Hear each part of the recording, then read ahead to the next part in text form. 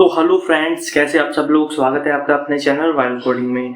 तो आज की वीडियो में हम समझने वाले हैं कि पाइथन में डिक्शनरी क्या है, इसे कैसे एक्सेस करते हैं। तो स्टार्ट करते हैं वीडियो, चलते हैं कंप्यूटर स्क्रीन पर। तो फ्रेंड्स देख सकते हो हम आ चुके हैं कंप्यूटर स्क्रीन पे। तो यहाँ पर हम ओपन करते हैं हमारा विजुअल स्टूडियो कोड और एक न्यू फाइल क्रिएट करते हैं जिसका नाम हम रखते हैं lesson6.py। और सबसे पहले हम यहाँ पर ये समझते हैं कि डिक्शनरी किसे कहते हैं। देखो, हम किसी स्टेशनरी दुकान पर जाते हैं और वहां से एक डिक्शनरी लेते हैं, तो उस डिक्शनरी में क्या होता है? उस डिक्शनरी में होते हैं वर्ड मीनिंग्स, यानी अल्फाबेटिकली ऑर्डर में वर्ड्स होते हैं और उनके सामने उनके मीनिंग्स होते हैं। इसी तरह पाइथन डिक्शनरी में भी की और वैल्यू होती है, यानी की जो होती है उसे वर्ड मान सकते हैं और जो वैल्यू होती है उसे मीनिंग मान सकते हैं। इसी तरह ही पाइथन डिक्शनरी काम करती है। फॉर एग्जाम्पल, जैसे हम एक डिक्शनरी बना सकते हैं पाइथन में जिसमें कि रोल नंबर और स्टूडेंट के नाम होंगे। जिसमें कि एक रोल नंबर किसी स्टूडेंट का नाम होगा, दो रोल नंबर किसी स्टूडेंट का नाम होगा। इसी तरह ही आगे इंक्रीजिंग ऑर्डर में सीरियल वाइज स्टूडेंट के रोल नंबर और नाम होंगे। यहाँ पर हम वो डिक्शनरी जो है क्रिएट करते हैं डिक्ट नाम से, डिक्ट1 नाम से, क्योंकि डिक्ट एक्चुअली में डिक्शनरी का जो डेटा टाइप होता है, इसलिए हम डिक्ट नाम से डिक्शनरी नहीं क्रिएट कर सकते। तो करली ब्रेसेस से डिक्शनरी स्टार्ट होती है। जैसे रोल नंबर 1 लिख देते हैं, सोहन का नाम है। रोल नंबर 2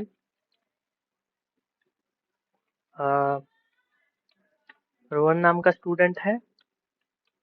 रोल नंबर 3 जो है वो मोहन नाम का स्टूडेंट है।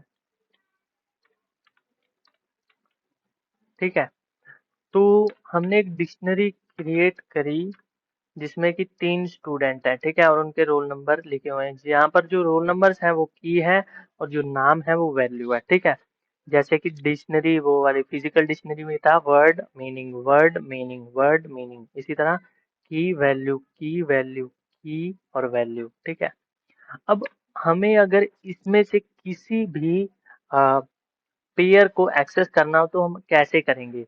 तो उसके लिए हमें क्या करना होगा, डिक्शनरी का नाम लिख के उसमें उसकी की को प्लेस करना होगा। उससे जो वैल्यू है वो डिक्शनरी जो है प्रोवाइड करा देगी। फॉर एग्जांपल, जैसे मैं मोहन को एक्सेस करना चाहता हूँ तो इसके लिए मैं क्या राइट करूंगा, डिक्ट1 स्क्वायर ब्रेसेस, उसके बाद जो की है, यानी मोहन की क्या है, 3 है। तो जैसे इस प्रोग्राम को रन कराएंगे तो यहाँ पर देखो मोहन प्रिंट हो चुका है। ठीक है, इसी तरह से और भी बाकी जो पेयर्स हैं उनको एक्सेस किया जा सकता है। इसी तरह अब बात करते हैं, अगर डिक्शनरी के अंदर डिक्शनरी हो जिसे कहते हैं नेस्टेड डिक्शनरी, तो हम उनकी वैल्यू को कैसे एक्सेस करेंगे? फॉर एग्जांपल, जैसे मैं कोई डिक्ट2 नाम से डिक्शनरी बनाता हूँ और यहाँ पर इसी सेम डेटा को कॉपी मार देते हैं। तो यहाँ पर हमने इस सेम डेटा को यहाँ पर कॉपी कर लिया है। इसके बाद हम यहाँ पर एक डिक्शनरी और क्रिएट करते हैं। ठीक है, इसके लिए हम एक की लिखेंगे जो कि होगी 4, और जो इसमें पेयर्स लिखते हैं वो लिखते हैं हम, जैसे कोई फूड है वो है समोसा। ठीक है, जो फूड है वो है समोसा, और जो ड्रिंक है,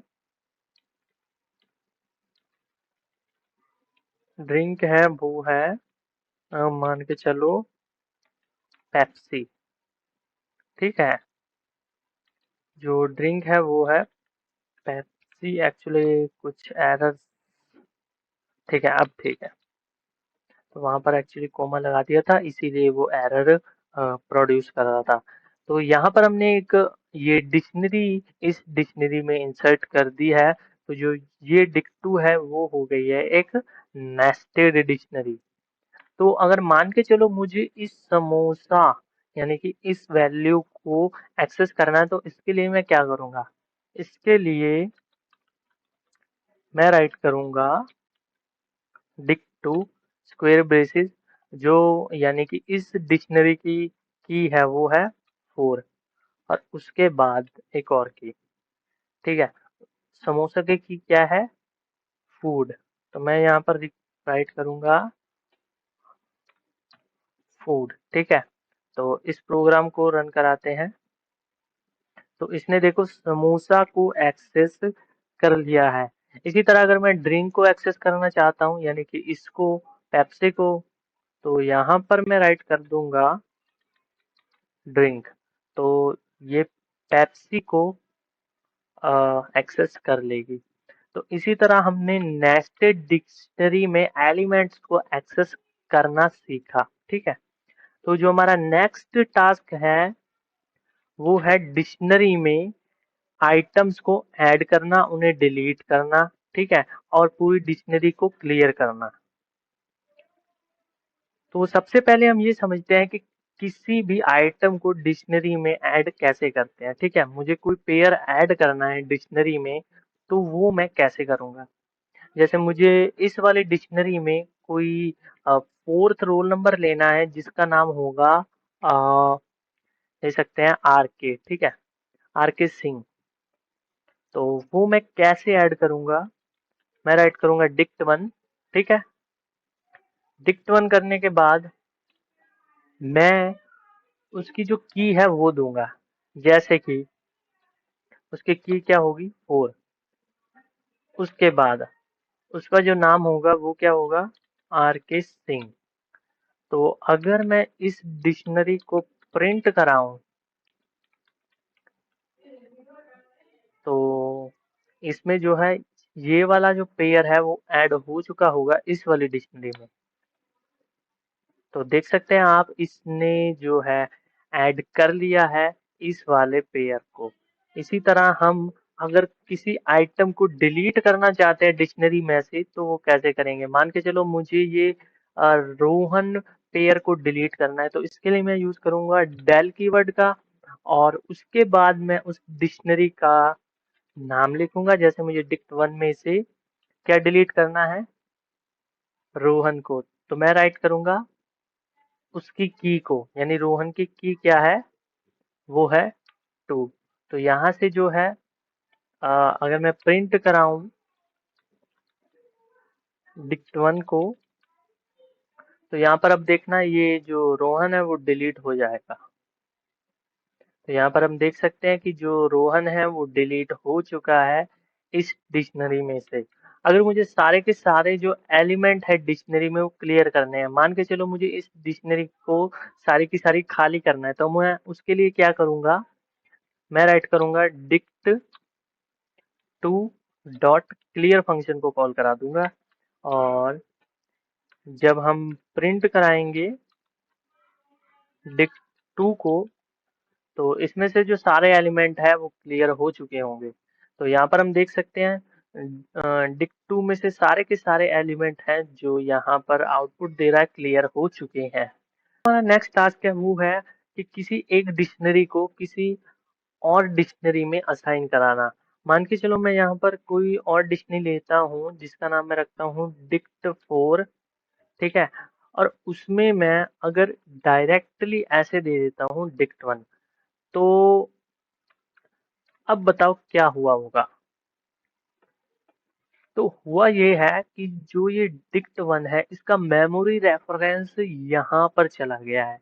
मतलब कि अगर मैं इसमें कोई भी अपडेट करूंगा तो वो यहाँ पर भी इफेक्ट डालेगी। फॉर एग्जांपल अगर मैं डिक्ट 4, ठीक है, डिक्शनरी है, इसमें हम यानी कि इसका रेफरेंस जा चुका है डिक्ट 4 में। तो अगर जैसे कि मैं इस मोहन को डिलीट कर देता हूँ, ठीक है, यहाँ पर डेल कीवर्ड का यूज करते हुए जो मोहन की वैल्यू है वो क्या है, 3।